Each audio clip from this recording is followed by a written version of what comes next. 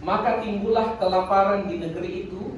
Ini bukan kelaparan yang pertama yang telah terjadi dalam zaman Abraham. Sebab itu Ishak pergi ke Gerar kepada Abimelek, raja orang Filistin. Teman-teman ayat 2.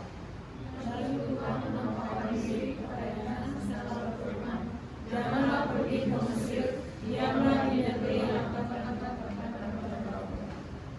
tinggallah di negeri ini sebagai orang asing, maka aku akan menyertai engkau dan memberkati engkau, sebab kepadamulah dan kepada keturunanmulah akan kuberikan seluruh negeri ini, dan aku akan menepati sumpah yang telah kuikrarkan kepada Abraham ayahmu. Aku akan membuat banyak keturunanmu seperti bintang di langit. Aku akan memberikan kepada keturunanmu seluruh negeri ini, dan oleh keturunanmu semua bangsa di bumi akan mendapat berkat. Karena Abraham telah mendengarkan firman-Ku dan memelihara kewajibannya kepadaku, yaitu segala perintah, ketetapan, dan hukum-Ku. Jadi tinggallah Ishak di Gerar. Ayat 12. Ayat 12, maka menaburlah Ishak di tanah itu, dan dalam tahun itu juga ia mendapat hasil 100 kali lipat, sebab ia diberkati Tuhan. Dan orang itu menjadi kaya, bahkan ia lamanya kaya, sehingga ia menjadi sangat kaya. Ia mempunyai kumpulan kambing domba dan lembu sapi serta banyak anak buah, sehingga orang Filistin itu cemburu kepadanya. Segala sumber yang digali dalam zaman Abraham, ayahnya oleh hamba-hamba ayahnya itu telah ditutup oleh orang Filistin dan dibunuh dengan panah. Lalu kata Abimelek kepada Ishak, pergilah dari tengah-tengah kami, sebab engkau telah menjadi jauh lebih berkuasa daripada kami. Jadi pergilah Ishak dari situ, dan berkemahlah ia di lembah Gerar, dan ia menetap di situ. Kemudian Ishak menggali kembali sumur-sumur yang digali dalam zaman Abraham ayahnya, dan yang telah ditutup oleh orang Filistin sesudah Abraham mati. Disebutkannya nama sumur-sumur itu menurut nama-nama yang telah diberikan oleh ayahnya. Ketika hamba-hamba Ishak menggali di lembah itu, mereka mendapati di situ mata air yang berbual-bual airnya.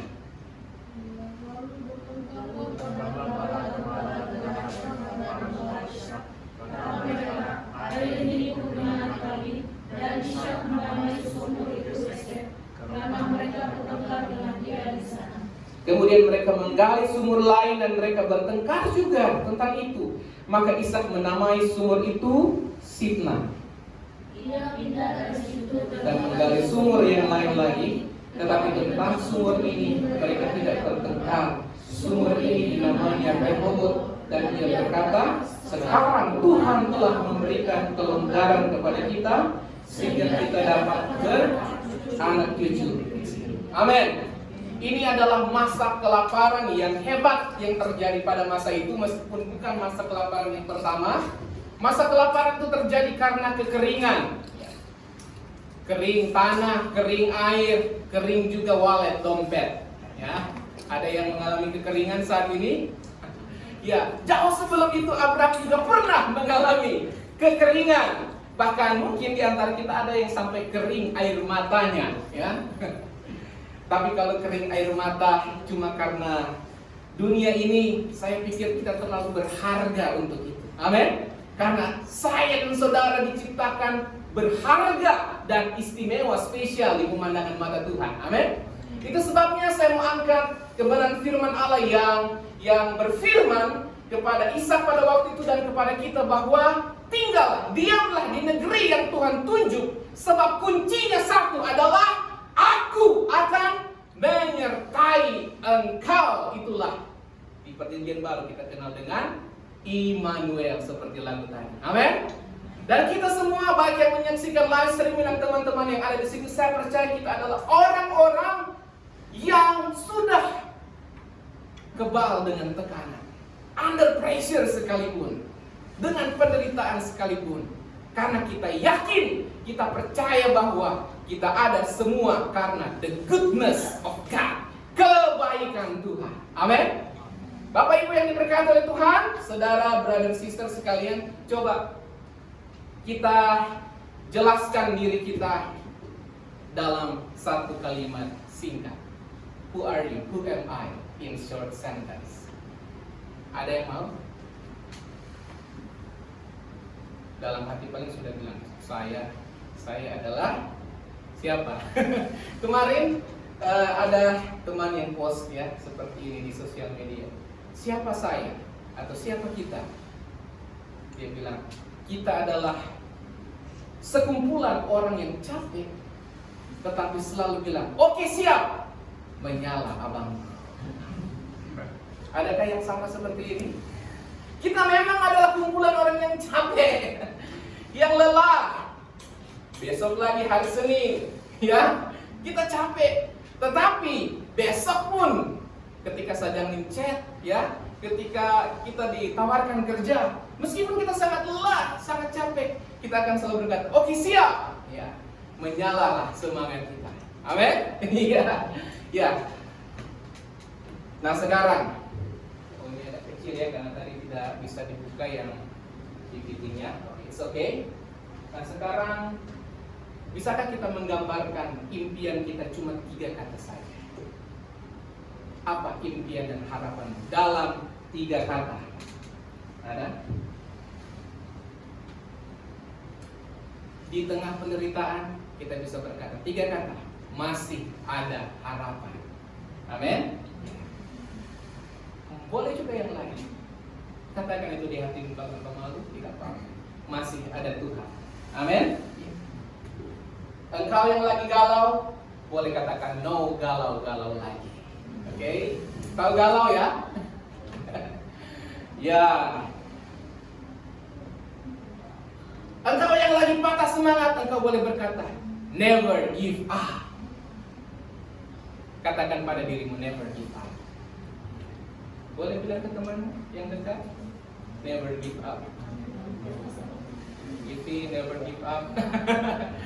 Ya. Mengapa? Karena 3 kata lagi, Tuhan sungguh baik. Amin.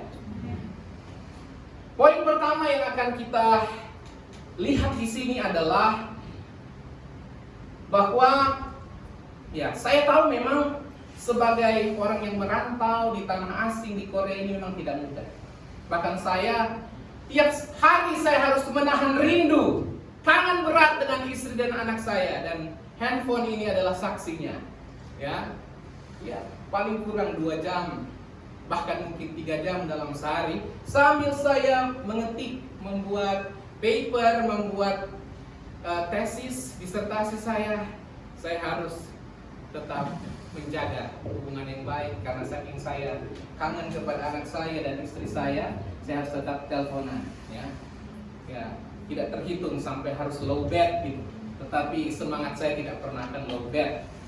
Nah, tapi handphone ini juga adalah saksi bagaimana berapa kali saya berjanji kepada anak saya bahwa saya akan pulang. Nah, ini dia sudah minta-minta, papa kapan pulang? Wah, gitu. Di tengah tekanan kerja kita, studi buat saya mungkin, di tengah kesepian, kerinduan kita akan keluarga di tanah air atau di kampung halaman, kita punya banyak pergumulan ekonomi, ya. Mungkin kita bisa kehilangan arah kita, jalan kita.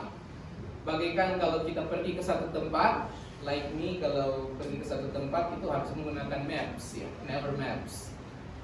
Kakao Maps juga ada teman-teman yang menggunakan maps juga, ya. Kalau kita pergi ke tempat yang kita tidak tahu, maka kita harus punya maps ke sini. Karena memang di Korea ini, apalagi kalau ke Seoul, ke kota-kota yang lebih besar, kalau kita tidak pakai maps, kelihatannya hampir semua sama tempatnya, betul? Iya. Kalau saya pergi ke Chonan, ke Pyeongtaek, datang ke sini, ada CU juga, gitu. Ada apa? GS juga, gitu. Kalau kita tidak pakai maps, kita bisa salah, gitu. Salah melangkah. Berapa kali saya seperti itu, tersesat, ya, tersesat. Tapi kalau ada yang sementara tersesat, jangan lupa jalan pulang. Ya. Kembali kepada Tuhan. Bagian yang pertama yang akan saya highlight di sini adalah ini. di ayat 18 itu Ishak kembali menggali sumur, ya. Sumur yang sudah ditutup oleh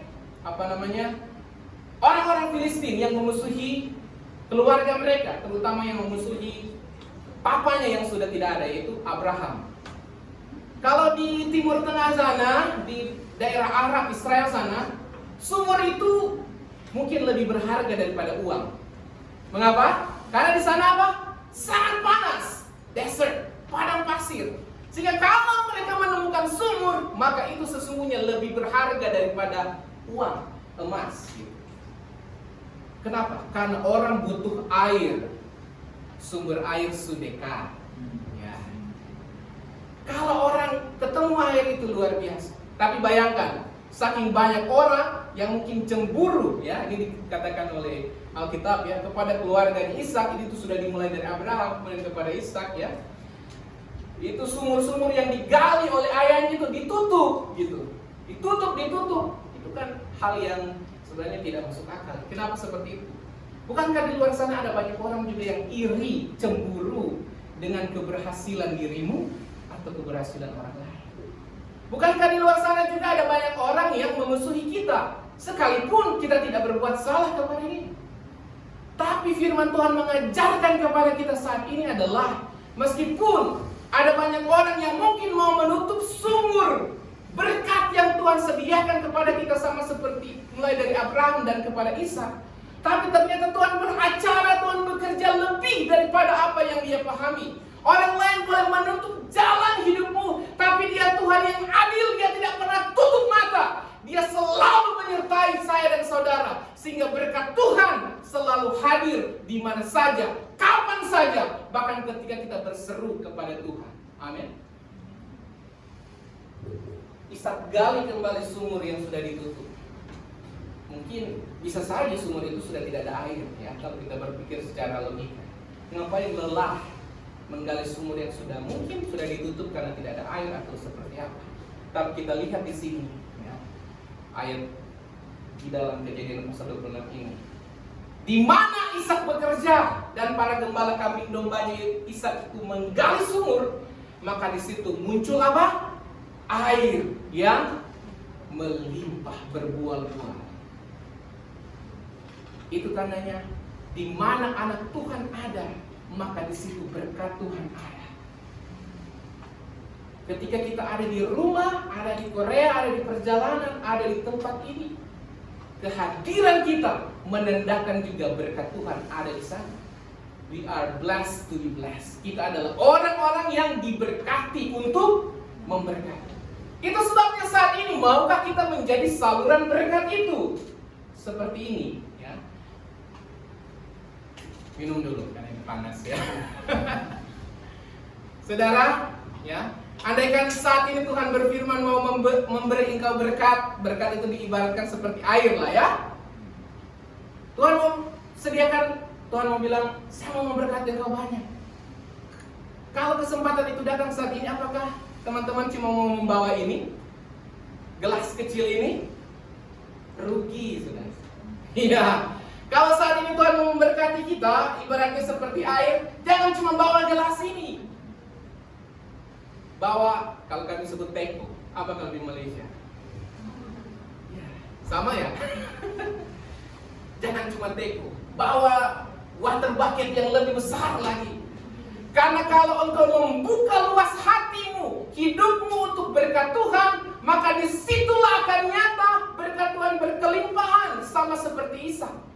Di tanah yang kering, musim kemarau, banyak tekanan, Pak Camat di mana-mana, ya, kata Pak Pendeta Maju, ya. Semua kita serahkan kepada Tuhan. Karena memang kita tidak tahu apa yang akan terjadi hari esok. Tetapi yang kita tahu adalah Tuhan merancangkan jalan yang terbaik bagi hidup saya dan saudara. Amin. Tapi ada saat juga Tuhan mengajarkan bahwa memang ada banyak kali tidak semua yang menurut kita baik in our version yang harus kita terima.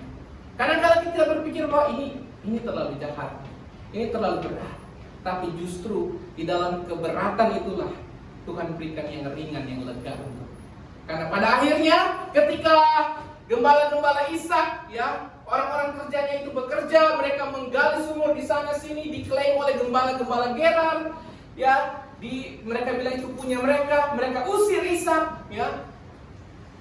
Sepertinya Ishak tuh, kok saya sudah bekerja, saya gali di sumur A, dapat air, dapat berkat, orang klaim dia punya, pindah lagi. Tapi justru kita lihat makna rohaninya di sini adalah melalui ujian itu justru Ishak bisa membuka banyak sumur, sehingga bukan cuma memberkati dia dan keluarganya, tapi bisa memberkati orang lain. Teman-teman yang ada di sini yang sementara bekerja dan melayani Tuhan, saya tahu bukan cuma bekerja untuk memberkati diri sendiri, tapi justru lewat hidup kita, keluarga kita diberkati, teman kita, siapapun diberkati, karena kita adalah alatnya Tuhan. Pelajaran pertama yang kita harus renungkan di sini adalah tentang pemulihan hidup. Berapa banyak di antara kita yang terluka karena masa lalu sehingga masih punya trauma, akar pahit, kepahitan yang membuat kita kehilangan arah itu. Tapi pada hari ini Tuhan rindu, Tuhan berkeinginan, Dia memanggil kita untuk menggali kembali sumur rohani kita yang mungkin sudah tertutup. Sumur yang dulu mungkin pernah memancar air kehidupan. Sumur doa kita. Sumur apa lagi? Iman kita. Semangat kita untuk melayani Tuhan. Sumur damai sejahtera kita. Bahkan sumur yang melambangkan sumber pengharapan saya dan saudara, yang mungkin telah tertutup oleh debu, terluka oleh karena keadaan dan tekanan hidup. Tapi hari ini Tuhan kembali meneguhkan kita bahwa masih ada pengharapan di tengah-tengah kekeringan dan musim kemarau, dan masih ada tangan Tuhan yang tidak pernah membiarkan kita terjatuh dan sampai tergeletak. Itu sebabnya kita tidak boleh menyerah dengan keadaan ini. Pada hari ini jika ada harta rohani yang mungkin pernah hidup dalam diri kita, kesetiaan kita, jangan pernah itu padam. Karena firman Tuhan berkata, biarlah rohmu menyala-nyala dan layanilah Tuhan. Sebelumnya ada ayat yang bilang, janganlah kiranya kerajinanmu kendor. Itu bagian sebelumnya ya. Biarlah rohmu menyala-nyala dan layanilah Tuhan. Beberapa waktu yang lalu memang kita tiap kali beribadah hampir full ya. Bahkan kalau ada ibadah gabungan mungkin kita bisa sampai di dapur gitu. Tetapi ada saat memang Tuhan menguji. Tuhan melihat kesetiaan kita bukan cuma karena jumlah. Seringkali jumlah, kuantitas membuat kita lemah. Tapi justru pada masa inilah Tuhan mau menguji kita. Di tengah keterbatasan, di tengah tantangan yang kita hadapi, kita akan tetap setia kepada Tuhan. Cuma itu sih kunci yang paling penting.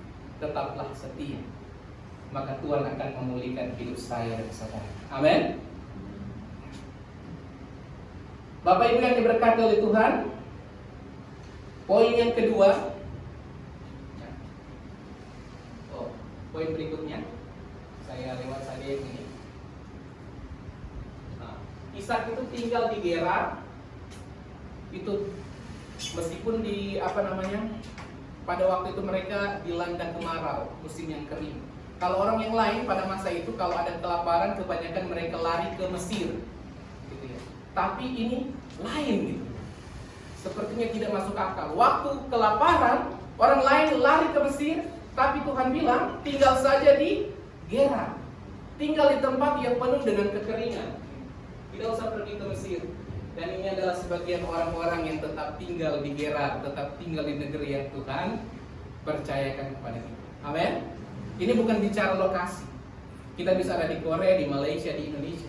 Tapi ini bicara ketaatan kepada perintah Tuhan. Mungkin kita akan mengeluh, Tuhan, kalau Engkau mau memberkati, harusnya letakkan saya di tanah yang subur, gitu. Supaya ketika saya menanam, cepat muncul buahnya. Besok saya bisa langsung memetik. Tapi kalau kita lihat seperti di Korea yang ada 4 season, ya, 4 musim. Kalau kita menanam sesuatu, tidak langsung kita akan petik. Mungkin bulan-bulan apa biasanya menanam? Kayak di spring ya, April, bulan April sudah mulai menanam. Tapi bukan bulan Mei kita memetik ya. Ini masih menunggu, masa tunggu. April, Mei, June, Julai, Agustus, September, Oktober, mungkin sekitar 7 bulan atau 8 bulan baru kita bisa memetik padi ya yang baik gitu. Ini masih bulan Juni. Oh, besok lusa sudah masuk bulan Juli. Menunggu itu adalah pekerjaan yang paling mengasihkan, memesankan ya. Tapi di balik kita menunggu, bukan menunggu versi dunia ini, tidak. Tapi kita punya kepastian karena kita menunggu bersama-sama dengan Tuhan, sehingga kita akan menuai indah pada waktunya. Hari ini Tuhan mengajar saya dan saudara, meskipun di masa kering, masa penuh tantangan, ujian, pergumulan, tapi tetaplah menabur, tetaplah menanam, tetaplah beri hidup kita untuk kemuliaan nama Tuhan. Mungkin ini tidak mudah memang, tetapi janji Tuhan, tinggallah dan aku akan menyertai. Ini adalah kunci.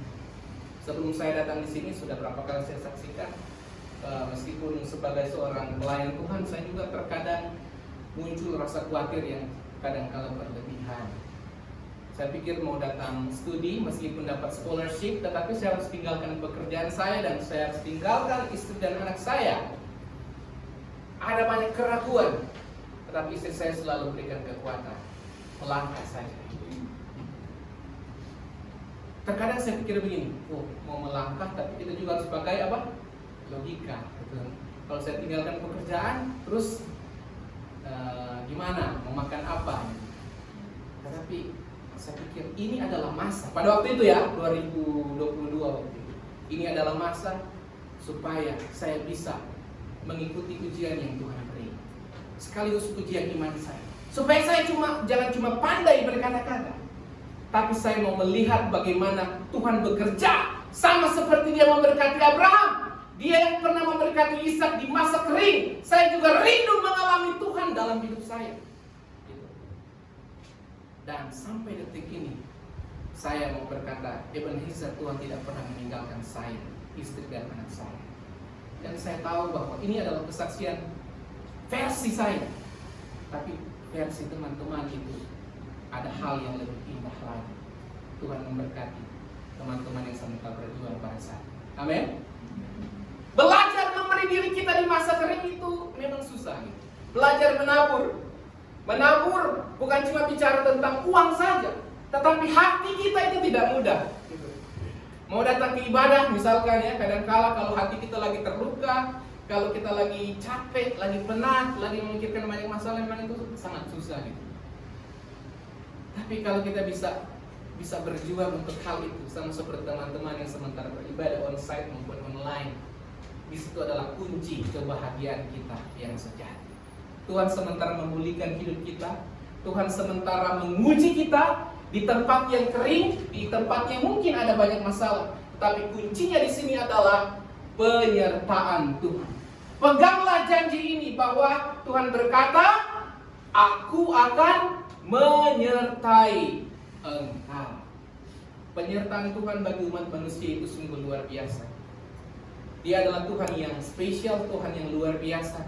Karena Dia bukan cuma Tuhan yang tinggal di sorga, tapi Dia adalah Tuhan yang ketika melihat kejahatan di muka bumi ini, melihat pergumulan umatnya, Dia adalah Tuhan yang turun dari sorga, menjelma menjadi manusia, mengambil rupa sebagai hamba, melayani orang-orang.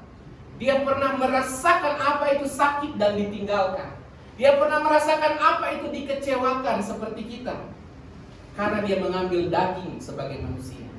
Tapi Dia adalah Allah yang setia, karena Dia adalah Tuhan yang mau menyertai hidup kita sampai dimanapun kita pergi dan berada. Ketaatan Ishak itu menginspirasi kita untuk tetap percaya dan bertahan meskipun ada di masa yang sulit.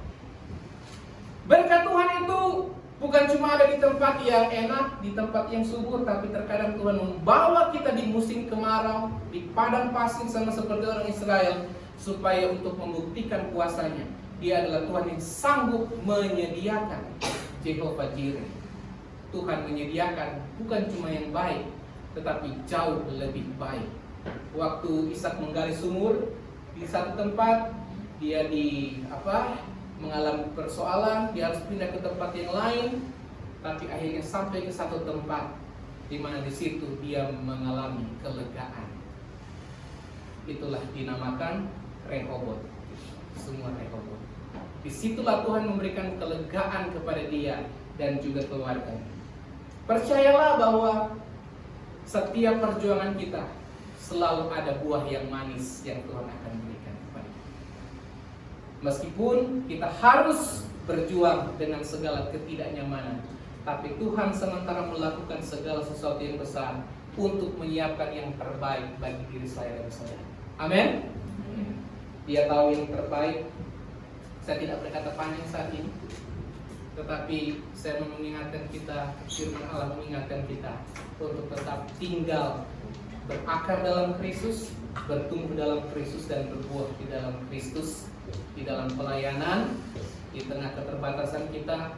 Selalu berilah yang terbaik hidup kita untuk memuliakan nama Tuhan. Amin.